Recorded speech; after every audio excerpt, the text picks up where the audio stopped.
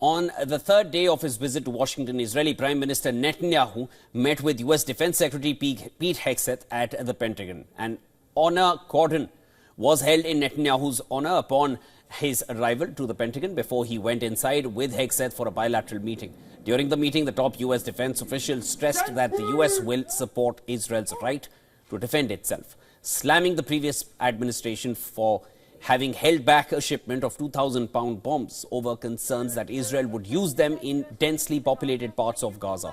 Trump had lifted the hold on the weapons upon his return to the White House.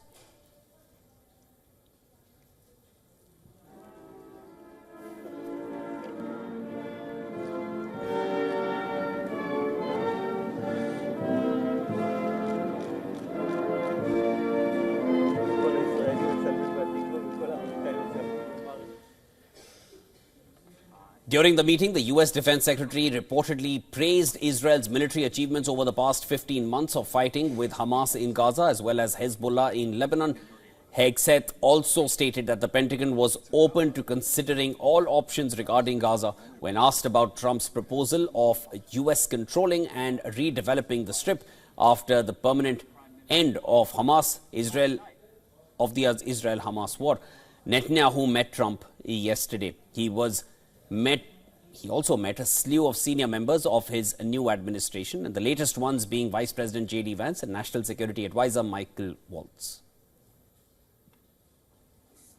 I would just say to the question of Gaza, the definition of insanity is attempting to do the same thing over and over and over again. And as the President and Prime Minister pointed out last night, the President is willing to think outside the box, look for new and unique dynamic ways to solve problems that have felt like they're intractable. So we look forward to more conversations about that, creative solutions to that. Donald Trump's proposal for Gaza is facing a pushback even in the United States, with Democratic Representatives Al Green announcing that he would launch an impeachment effort against the U.S. president over his statements. Trump said during a news conference with Israeli Prime Minister Netanyahu that he wants the U.S. to take over Gaza, suggesting the Palestinian people not to return to the Strip and resettle elsewhere. Speaking on the floor of the House, Green denounced the stance as an appeal for ethnic cleansing and called it a crime against humanity.